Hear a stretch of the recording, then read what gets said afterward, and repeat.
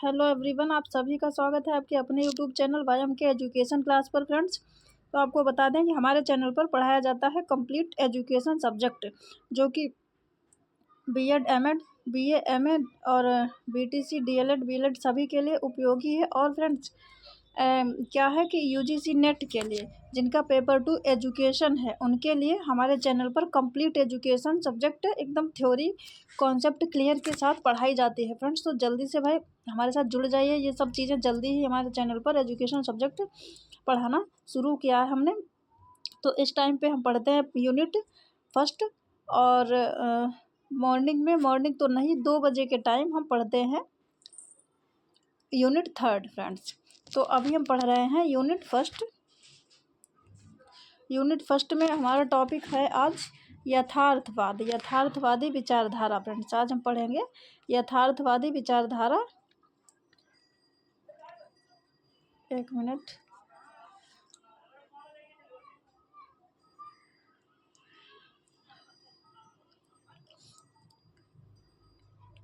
Friends, अब देखिए, तो आज हम पढ़ेंगे क्या, यथार्थवादी विचारधारा। इससे पहले हमने आदर्शवाद कंप्लीट कर लिया है। 4 जो है पाश्चात्य विचारधाराएं हमको पढ़नी है, तो एक हमने आदर्शवाद कंप्लीट कर लिया बहुत अच्छी तरीके से। क्या होता है, उसके सिद्धांत क्या है, मुख्य बातें क्या हैं, उसमें विशेषताएं क्या हैं, पाठ्यक्रम, शिक्षक आदि सारी चीज़ें कंप्लीट कर ली हैं। फ्रेंड्स, तो आज हम पढ़ने वाले हैं यथार्थवाद। देखिए, तो देखते हैं यथार्थवाद क्या होता है। फ्रेंड्स, एकदम क्लियर कॉन्सेप्ट आपको मिलेगा बहुत अच्छी तरीके से। हमारे साथ एक बार जुड़ के देखिए। फ्रेंड्स, कोशिश करेंगे यूजीसी नेट के पेपर तक थ्योरी कंप्लीट करने की। अगर कंप्लीट हो जाती तो PYQs भी करेंगे। थोड़ा सा सिलेबस जो है कम से कम 3-4 यूनिट हो जाए, उसके बाद में फिर हम PYQs भी स्टार्ट करेंगे। फ्रेंड्स, तो देखिए क्या है कि यथार्थवाद क्या है। यथार्थवाद का अंग्रेजी रूपांतरण क्या है, रियलिज्म।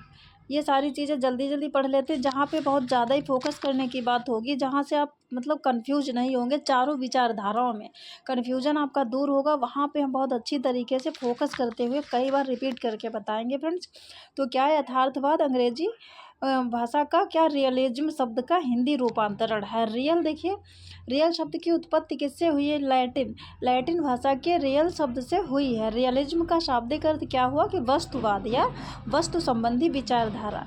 रियलिज्म का शाब्दिक अर्थ है वस्तुवाद या वस्तु संबंधी विचारधारा। फ्रेंड्स, वस्तुता क्या है कि देखिए यथार्थवादी वस्तु संबंधी विचारों के प्रति दृष्टिकोण है।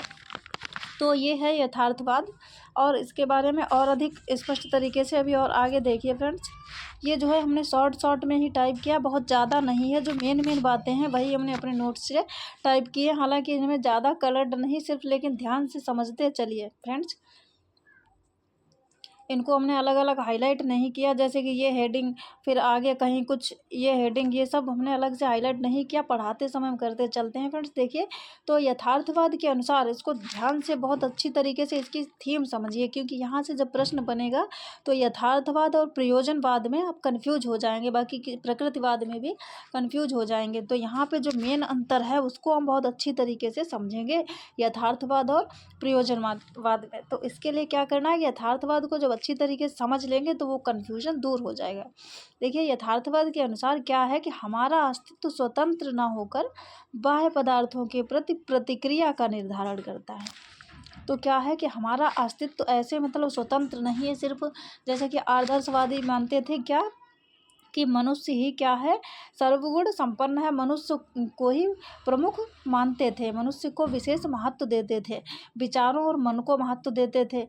तो क्या है कि ये मानते हैं यथार्थवादी कि हमारा अस्तित्व सिर्फ हमारा ही कोई अस्तित्व नहीं है, क्या है कि स्वतंत्र अस्तित्व ना होकर बाह्य पदार्थों के प्रति प्रतिक्रिया का निर्धारण करता है। तो हमारा अस्तित्व कब है कि जो बाह्य पदार्थ हैं, भौतिक जगत के विभिन्न प्रकार के जो पदार्थ हैं, उनके प्रति हमारी प्रतिक्रिया का निर्धारण करता है क्या, यथार्थवाद।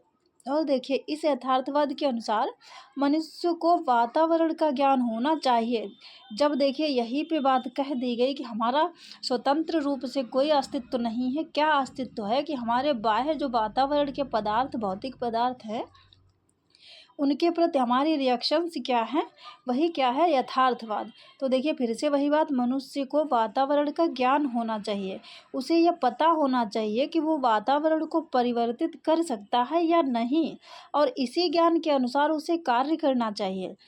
तो ये है यथार्थवाद। यथार्थवाद के लिए अंतिम सत्ता क्या है, अनुभूति है। मतलब इन सब भौतिक चीज़ों की अनुभूति करना कि चीज़ें, अमुक चीज़ें कैसे बनी हैं, इनमें कैसे परिवर्तन हो सकता है, कैसे मतलब एक तरीके से खोज करना, ये सारी चीज़ें हैं। और बाकी देखिए इससे पहले जो आपने वाद पढ़ा है आदर्शवाद, उसमें अंतिम सत्ता क्या थी, मन और विचारों को ही माना गया था। अंतिम सत्ता ईश्वर था, आध्यात्मिक अनुभूति करना था।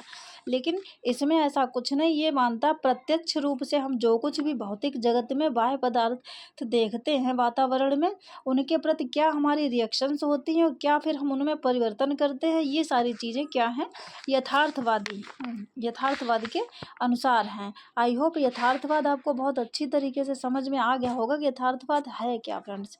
और आगे देखिए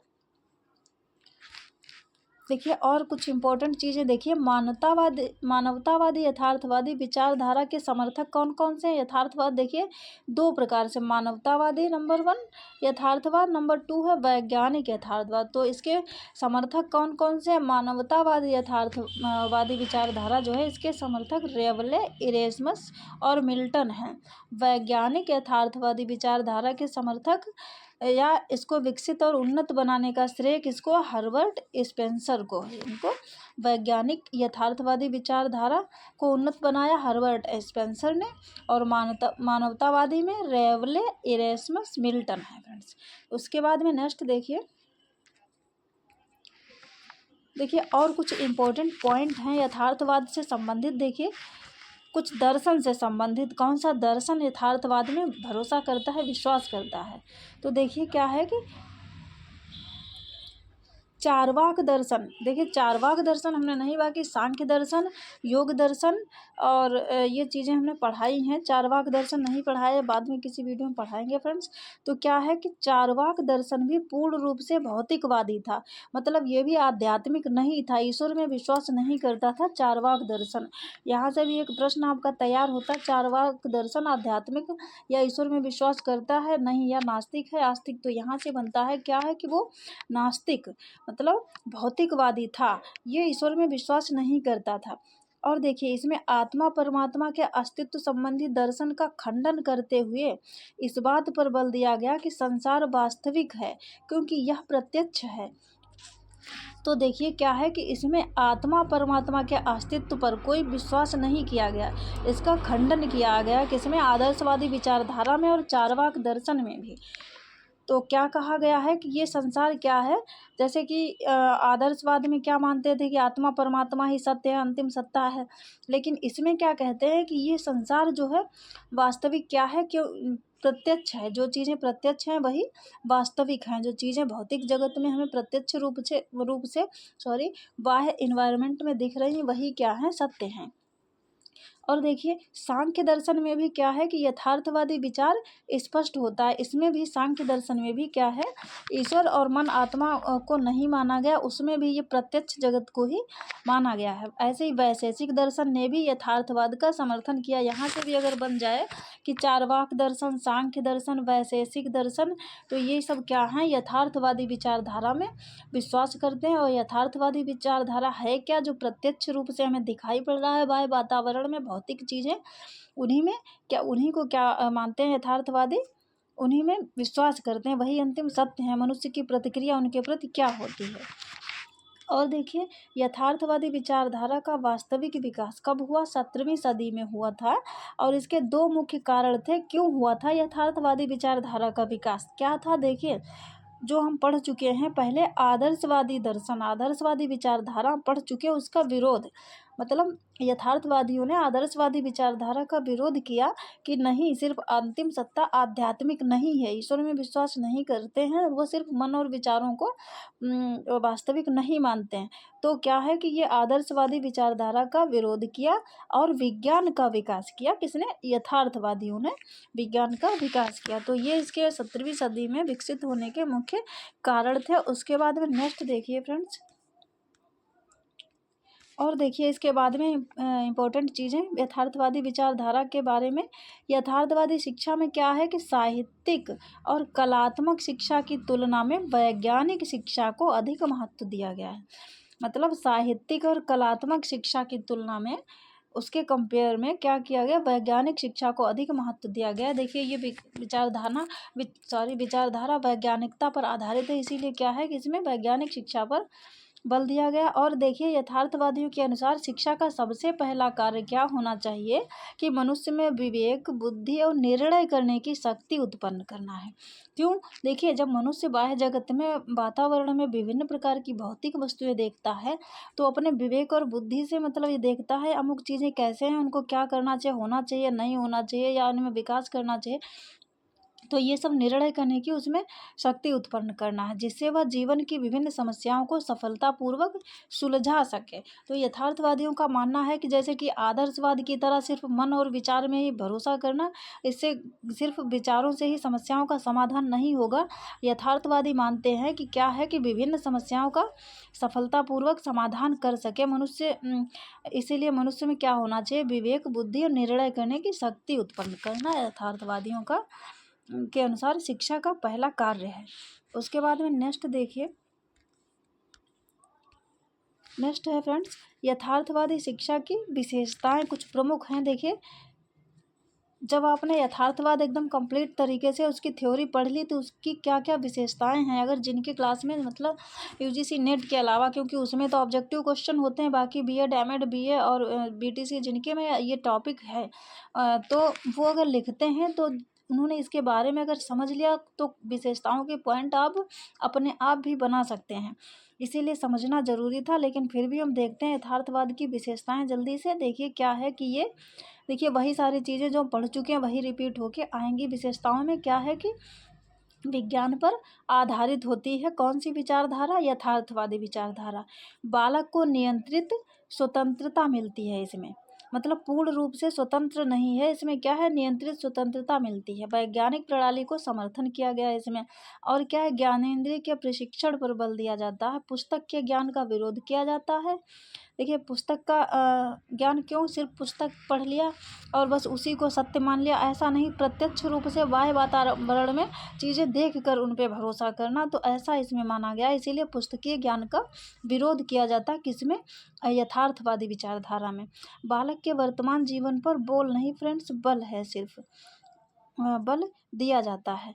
और क्या है कि देखिए व्यक्तिगता तथा सामाजिकता दोनों को समान महत्व मिलता है इसमें। यथार्थवादी विचारधारा में प्रयोग तथा व्यवहारिक जीवन पर बल दिया जाता है। तो ये है यथार्थवादी विचारधारा।